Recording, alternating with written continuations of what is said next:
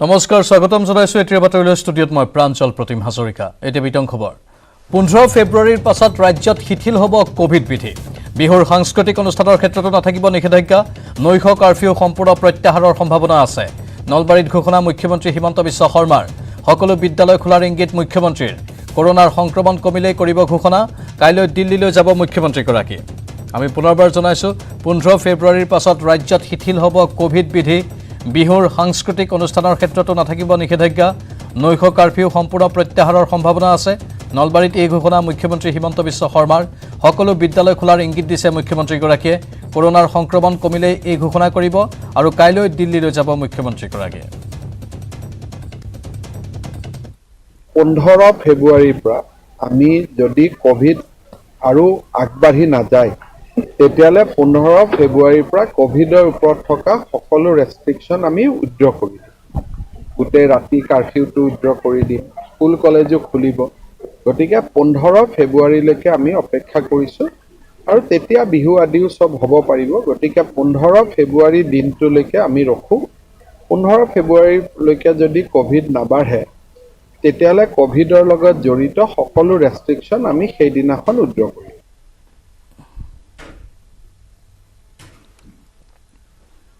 চলিত বৰ্ষৰ আগষ্টৰ পৰা আৰম্ভ হ'ব এনএইচপিচিৰ বিদ্যুৎ উৎপাদনৰ কাম বিভিন্ন দল সংগঠনৰ প্ৰতিবাদৰ মাজতে গুৱাহাটীত ঘোষণা কেন্দ্ৰীয় শক্তি মন্ত্ৰী ৰাজকুমাৰ সিঙৰ এই বৰ্ষৰ আগষ্ট মাহৰ পৰাই উৎপাদন হ'ব সোৱণশিৰি জলবিদ্যুৎ প্ৰকল্পৰ প্ৰথম ইউনিট বিদ্যুৎ এই প্ৰকল্পৰ দ্বাৰা উপকৃত হ'ব উত্তৰ পূৰ্বাঞ্চলৰ সকলো ৰাজ্য বিশেষকৈ জলবিদ্যুৎ প্ৰকল্পটো অৰুণাচলত অৱস্থিত হোৱাৰ বাবে ৰাজ্যখনে লাভ কৰিব অধিক ইউনিট বিদ্যুৎ অসম অথবা আন ৰাজ্যই কিমান বিদ্যুৎ লাভ কৰিব সেয়া এতিয়াও নিশ্চিত হোৱা নাই বৃহৎ নদীবান সন্দৰ্ভত ইতিমধ্যে বিশেষজ্ঞই কৰিছে অধ্যয়ন গুৱাহাটীত এই মন্তব্য কেন্দ্ৰীয় শক্তি মন্ত্ৰী ৰাজকুমাৰ সিঙৰ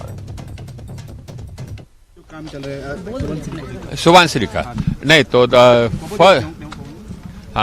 the first unit will start generating in August 22 and the next unit will start generating in August 23. Thank you.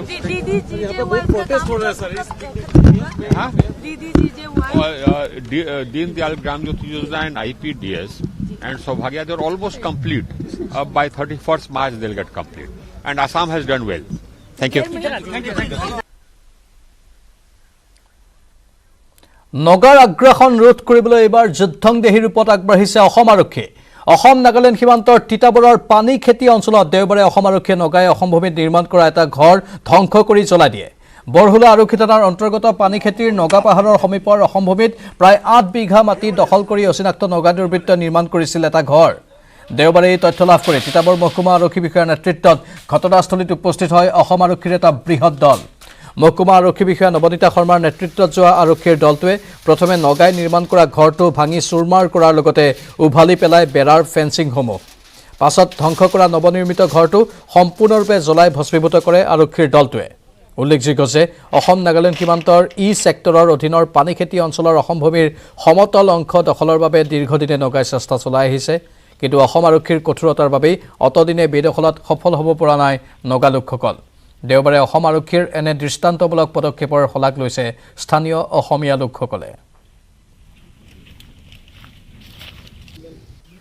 আজি এটা আমাৰ ইনফৰমেশ্যন আমাৰ পালোঁ নিউ পানী খেতি বিঅ'পিয়ে আমাৰ আইচি পানী খেতিক জনালে যে ইয়াতে তেওঁলোকে এটা সৰু ঘৰ এটা দেখিছে নিজৰ পেট্ৰলিং আৱাৰ্ছত ৰাতিপুৱা পেট্ৰলিং আৱাৰ্ছত তো আমি ইমিডিয়েটলি আমি ফ'ৰ্চেছবোৰ মবিলাইজ কৰিলোঁ আমাৰ ইয়াত ফ'ৰ্চেছখিনি আহিলে আৰু আমাৰ ইয়াত লোকেল মানুহো আহিছিলে আমাৰ গাঁওবুঢ়াও আছে ইয়াৰে তো আমি ইতিমধ্যে ঘৰটো আমি ডেমলিছ কৰিছোঁ আমি ঘৰটো হেৰি কৰি দিছোঁ মানে ধ্বংস কৰি দিছোঁ নাই কোনো আটক হোৱা নাই বহুলা উচি সহযোগত আৰু আমাৰ গাঁৱৰ আছিলে ৰাইজ সহযোগত ঘৰটো ভাঙি এতিয়া জ্বলাই দিয়া হ'ল সিমান নগাই বেদখল কৰিছিলোঁ নগাই বুলি গম পাইছোঁ আৰু তাৰমানে মই নগাই বুলি খাটাংকৈ কৈ দিম নগা বুলি গম পাইছোঁ আৰু আমাৰ এইখিনিতে তেওঁলোকে লোহাৰ পোচ পুতিছে আৰু ঘৰ এটা বনাইছে গতিকে মই ঊৰ্ধ্বতম কৰ্তৃপক্ষৰ লগত যোগাযোগ কৰিলোঁ গোটেইখিনি আমাৰ অ'চি চাহাবকো জনালোঁ গোটেইখিনি জনাৰ পিছত তেওঁলোকে আমাৰ ইনষ্ট্ৰাকশ্যন দিলে যে ইমিডিয়েট ঘৰটো ভাঙি দিব লাগে গতিকে আমি গোটেই ঘৰটো এতিয়া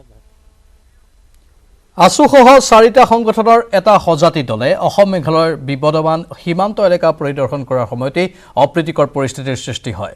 আছুৰ দলটোত সভাপতি দীপাংকৰ নাথ, সম্পাদক শংকৰজ্যোতি বৰুৱা, মুখ্য উপদেষ্টা সমুজ্জ্বল ভট্টাচাৰ্যৰ লগতে ৰাভা ছাত্ৰ সন্থা, গাৰো ছাত্ৰ সন্থা, বড়ো ছাত্ৰ সন্থা আৰু গোৰ্খা ছাত্ৰ সন্থা সংগঠনৰ কৰ্মীৰ লগতে ভালেসংখ্যক লোক উপস্থিত থাকে। সীমান্তবাসীৰ সৈতে বহু সময় ধৰি মত বিনিময় কৰে আছুৰ মুখ্য উপদেষ্টা সমুজ্জ্বল ভট্টাচাৰ্যই। তেখেতে এই সময়ছোৱাত আঠিয়াবাৰী, থুথিয়াপাৰা, হাহিম বজাৰ, গিজাং, আমাগাঁও, গোসানীমাৰা আদি অঞ্চল পৰিদৰ্শন কৰে। আছুৰ দলটোৰ আগত অসম মেঘালয় সীমান্তৱৰ্তী বৃহত্তৰ গামেৰীমুৰা অঞ্চলৰ গোসানীমাৰাত একাংশ গাৰো লোকে অসমত থকাৰ সহমত প্ৰকাশ কৰাৰ লগতে আন একাংশই মেঘালয়ত থকাৰ মত পোষণ কৰিছে। ফলত অসমৰ আৰু মেঘালয় সমৰ্থনকাৰীৰ মাজত তীব্ৰ বাকবেতণ্ডাৰ সৃষ্টি হয়। অৱশেষত আছুৰ নেতৃত্বত যোৱা 4টা সংগঠনৰ সজাতি দলটোৱে সেই ঠাইৰ পৰা উভতি আহিবলৈ বাধ্য হয়।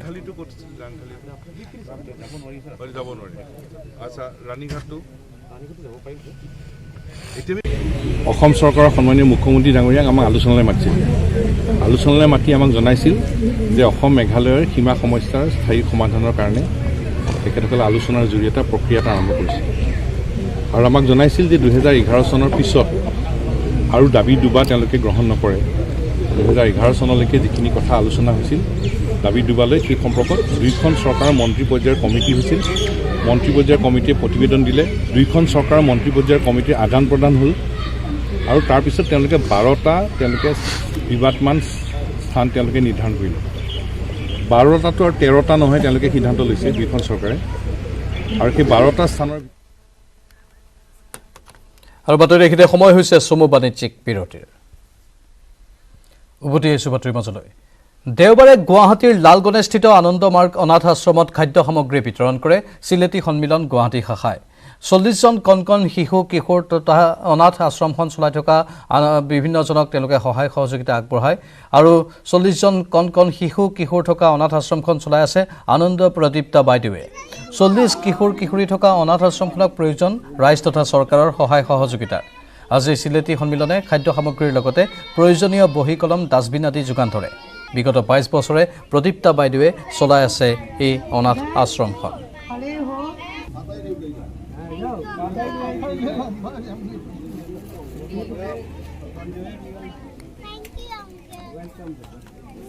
এই কাৰ্যসূচী হ'ল এই অনাথ আশ্ৰমটোত আমালোকে অলপ খোৱাৰ বস্তু আৰু ঘৰটো চাফা কৰাৰ কাৰণে সিহঁতক এই ডাষ্টবিন লাগে, ডাষ্টবিনটো, ঝাৰু, ডোৰমেট এইবোৰ দিয়াৰ বন্দোবস্ত কৰিছোঁ আৰু এই সৰু সুৰা বস্তু আৰু অলপ খোৱাৰো বন্দোবস্ত কৰিছোঁ। আজি দুপৰীয়া সিহঁতক মানে খোৱাৰ বন্দোবস্ত কৰি আছোঁ, খোৱাটো দিম আৰু এইটো কৰিব পাৰিলে আমালোকৰ অলপ ভাল লাগে। আমালোকৰতো এই 2 বছৰ কোনো কৰিব পৰা নাই, এই পেণ্ডেমিকৰ কাৰণে একো কৰিব পৰা নাই, কিন্তু এইটো কৰিলে আমাৰ পঞ্চভূতত বিলীন ভাৰতৰত্ন লতা মংগেশকাৰৰ নশ্বৰ দেহ। মুম্বাইৰ শিৱাজী পাৰ্কত ৰাষ্ট্ৰীয় মৰ্যাদাৰে সম্পন্ন হয় মহান শিল্পীগৰাকীৰ অন্ত্যেষ্টিক্ৰিয়া। অশ্ৰুসিক্ত নয়নেৰে সুৰৰ ৰাণীগৰাকীক চিৰবিদায় জনালে শত সহস্ৰ গুণমুগ্ধই। শিৱাজী পাৰ্কত উপস্থিত হৈ প্ৰধানমন্ত্ৰী নৰেন্দ্ৰ মোদীয়ে অন্তিম শ্ৰদ্ধাঞ্জলি জনালে কোকিলকণ্ঠী গায়িকাগৰাকীক। কেৱল সাংস্কৃতিক জগতৰেই নহয়, ৰাজনৈতিক, ক্ৰীড়াৰ লগতে বিভিন্ন ক্ষেত্ৰৰ সৈতে জড়িত প্ৰতিগৰাকী অনুৰাগীয়ে শিৱাজী পাৰ্কত উপস্থিত হৈ শ্ৰদ্ধাৰ্ঘ নিবেদিলে মহান শিল্পীগৰাকীক। এইপিনে লতা মংগেশকাৰৰ মৃত্যুত দুদিনীয়াকৈ ৰাষ্ট্ৰীয় শোক ঘোষণা কৰিছে চৰকাৰে। সুদীৰ্ঘ 70 বছৰ ধৰি ভাৰতীয় সংগীত জগত জীপাল কৰি অহা লতা মংগেশকাৰৰ মৃত্যুৰ লগে লগে উকা হৈ পৰিল ভাৰতৰ সংগীত জগত। অৱসান ঘটিল ভাৰতীয় সংগীত জগতৰ স্বৰ্ণীল অধ্যায়ৰ।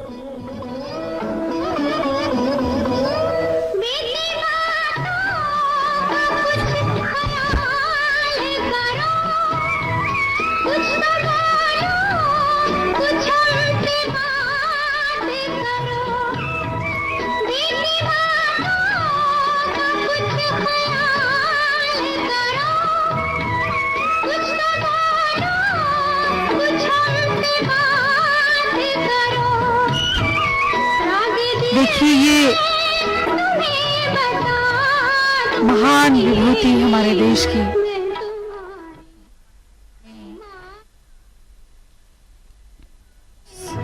पंचभूत में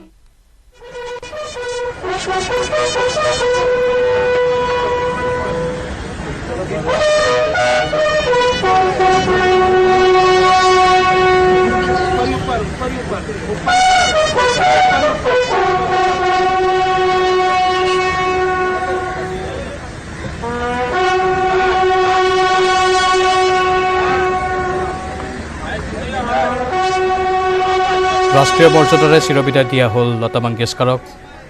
পঞ্চভূতত বিলীন হ'ল ভাৰতৰত্ন লতা মংগেশকাৰৰ নশ্বৰ দেহ। মুম্বাইৰ শিৱাজী পাৰ্কত ৰাষ্ট্ৰীয় মৰ্যাদাৰে সম্পন্ন হয় এই মহান শিল্পীগৰাকীৰ অন্ত্যেষ্টিক্ৰিয়া। অশ্ৰুসিক্ত নয়নেৰে সুৰৰ ৰাণীগৰাকীক চিৰবিদায় জনালে শতসহস্ৰ গুণমুগ্ধই। শিৱাজী পাৰ্কত উপস্থিত হৈ দেশৰ প্ৰধানমন্ত্ৰী নৰেন্দ্ৰ মোদীয়ে অন্তিম শ্ৰদ্ধাঞ্জলি জনালে। কেৱল সাংস্কৃতিক জগতৰেই নহয়, ৰাজনৈতিক ক্ৰীড়াৰ লগতে বিভিন্ন ক্ষেত্ৰৰ সৈতে জড়িত প্ৰতিগৰাকী অনুৰাগীয়ে শিৱাজী পাৰ্কত উপস্থিত হৈ শ্ৰদ্ধাৰ্ঘ নিবেদিলে মহান শিল্পীগৰাকীক।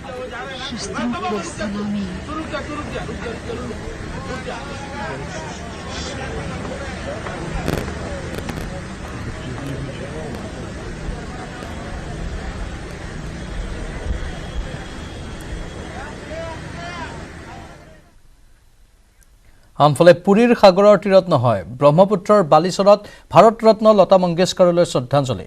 মাজুলীত বলুকা ভাস্কৰ্যৰে মহান শিল্পীগৰাকীলৈ শ্ৰদ্ধাঞ্জলি জনালে শিল্পী মাধুৰ্য ভাগৱতীয়ে। এয়া ব্ৰহ্মপুত্ৰত পাৰত বালিচৰত ভাৰতৰত্ন লতা মংগেশকাৰলৈ শ্ৰদ্ধাঞ্জলি জনোৱাৰ কিছু দৃশ্য দেখুৱাইছোঁ। মাজুলীত এনেধৰণে বলুকা ভাস্কৰ্যৰে মহান শিল্পীগৰাকীলৈ শ্ৰদ্ধাঞ্জলি জনালে শিল্পী মাধুৰ্য ভাগৱতীয়ে।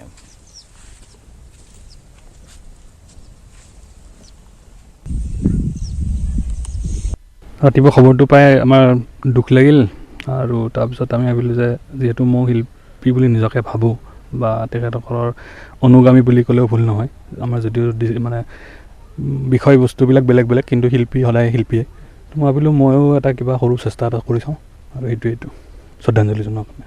তেখেতক শ্ৰদ্ধাঞ্জলি জনাইছে। আৰু আপুনি যিহেতু শিল্পীগৰাকীক ভাল পায়, তেখেতৰ বিষয়ে কেনেদৰে বৰ্তমান ক'ব যে সংগীতৰ এক যুগৰ আচলতে অৱসান ঘটিছে? সেইটোৱে এটা যুগৰ অৱসান ঘটিল আৰু পিছৰখিনিয়ে আমি তেখেতক কেনেকৈ জীয়াই ৰাখোঁ এইটো আমাৰ কৰ্তব্য। বলিউডৰ লগতে অসমৰ সংগীত জগতৰ সৈতে সুসম্পৰ্ক আছিল কোকিলকণ্ঠী গায়িকা লতা মংগেশকাৰৰ। ভূপেন হাজৰিকাৰ পৰিচালনাত কেইবাটাও অসমীয়া গীতত কণ্ঠদান কৰিছিল এইগৰাকী মহান শিল্পীয়ে। লতা মংগেশকাৰৰ বিয়োগত শোকস্তব্ধ হৈ পৰিছে অসমৰ সাংস্কৃতিক জগতো। ভাৰতৰ সংগীত জগত মহিয়ান কৰি দেওবাৰে নিয়তিৰ শীতল কোলাত ঢলি পৰা কোকিলকণ্ঠী গায়িকা লতা মংগেশকাৰৰ অসমৰ সৈতেও আছিল গভীৰ সাংগীতিক সম্পৰ্ক।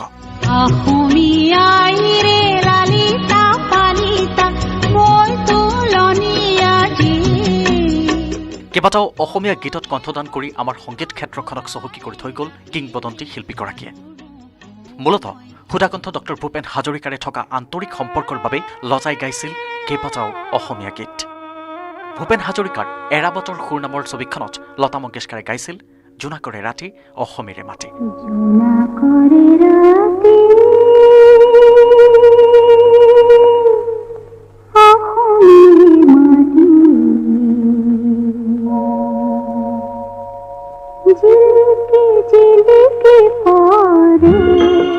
এইখন ছবিৰে ৰ'দ পোৱাবৰ কাৰণে মাতিবানো কাক নামৰ শীৰ্ষক গীতটিতো ভূপেন হাজৰিকা আৰু হেমন্ত মুখাৰ্জীৰ সৈতে লতাজীয়ে কণ্ঠদান কৰিছিল।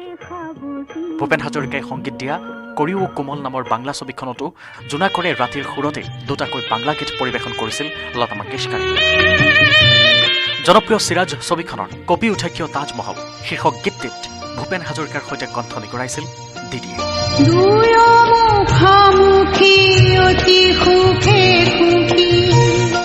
আনহাতে ভূপেন্দ্ৰৰ সংগীতেৰে লতাই পানী ছবিখনত মই অথাই জলধি শীৰ্ষক কালজয়ী গীতটোত কণ্ঠদান কৰিছিল 1993 চনত। ইয়াৰ পিছত ভূপেন হাজৰিকাই কথা আৰু সুৰ সমৃদ্ধ চয়নিকা নামৰ এলবামটিতো গোদাবৰী নৈৰে পাৰৰে পৰা শীৰ্ষক গীতটিত একক কণ্ঠ প্ৰদান কৰিছিল লতা মংগেশকাৰে।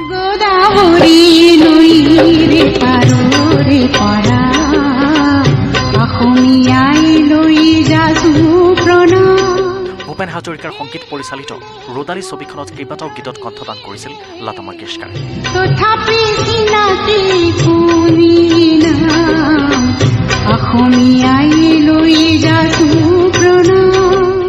ভূপেন হাজৰিকাৰ বিখ্যাত দিল হোম হোম কৰে ঘবৰাই গীতটিত কণ্ঠদান কৰি অনন্য খ্যাতি অৰ্জন কৰিছিল এগৰাকী মহান শিল্পীয়ে। দেশবাসীয়ে আঁকোৱালি লৈছিল ভূপেন হাজৰিকাৰ এই হিন্দী গীতটোক। এনেদৰে লতা মংগেশকাৰে অসমীয়া সংগীতৰ সৈতে গঢ়ি তুলিছিল এক নিবিড় সম্পৰ্ক। এই কৃতিত্বৰ বাবে সদায় অসমবাসীৰ প্ৰশংসাৰ প্ৰাপ্ত হৈ থাকিব Sudhakantha doctor Bhupen Hazarika.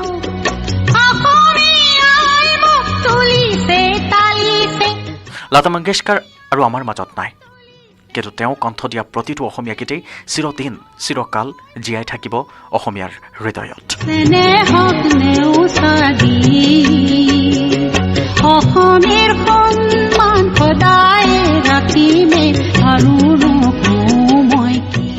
News desk, news 18, Assam North east.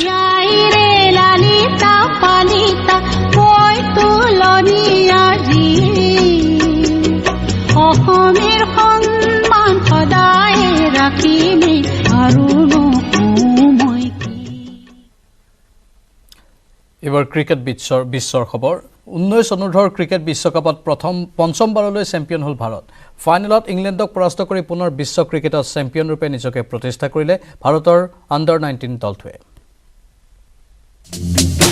ভাৰতৰ দখলত অনূৰ্ধ্ব 19 ক্ৰিকেট বিশ্বকাপ। পঞ্চমবাৰলৈ চেম্পিয়ন ভাৰত। ফাইনেলত ভাৰতৰ হাতত পৰাস্ত ইংলেণ্ড। চমকপ্ৰদ প্ৰদৰ্শনেৰে অনূৰ্ধ্ব 19 ক্ৰিকেট বিশ্বকাপৰ খিতাপ দখল কৰিলে ভাৰতে। ইয়েছ ধুলৰ নেতৃত্বত ভাৰতীয় ক্ৰিকেট দলটোৱে ফাইনেলত 4 উইকেটত পৰাস্ত কৰে ইংলেণ্ডক। ৱেষ্ট ইণ্ডিজৰ এণ্টিগুৱাৰ ছাৰ ভিভ ৰিচাৰ্ড ষ্টেডিয়ামত অনুষ্ঠিত হোৱা ফাইনেল খেলখনত প্ৰথমে বেটিং কৰি ইংলেণ্ডে সংগ্ৰহ কৰে 189 ৰান। 44.5 অভাৰ খেলি 10 উইকেটৰ বিনিময়ত ইংলেণ্ডে সংগ্ৰহ কৰে 189 ৰান। ভাৰতৰ হৈ ৰবি কুমাৰে 4টা উইকেট দখল কৰে। 190 ৰানৰ লক্ষ্য লৈ খেলপথাৰত নমা ভাৰতীয় দলটোৱে 47.4 অভাৰ খেলি 6টা উইকেট হেৰুৱাই লক্ষ্যত উপনীত হয়। বেটিঙত ভাৰতৰ হৈ নিশান্ত সিন্ধুৱে সৰ্বাধিক 50 ৰান সংগ্ৰহ কৰি অপৰাজিত হৈ ৰয়। পঞ্চমবাৰলৈ অনূৰ্ধ্ব 19 ক্ৰিকেট বিশ্বকাপৰ খিতাপ দখল কৰা ভাৰতীয় দলটোক প্ৰশংসা কৰিছে দেশবাসীৰ লগতে দেশ বিদেশৰ তাৰকা ক্ৰিকেটাৰসকলে। News desk, news 18, Assam North East. আৰু এয়া আছিল আজিৰ ফাইনেল ৰিপৰ্ট। নমস্কাৰ, শুভৰাত্ৰি।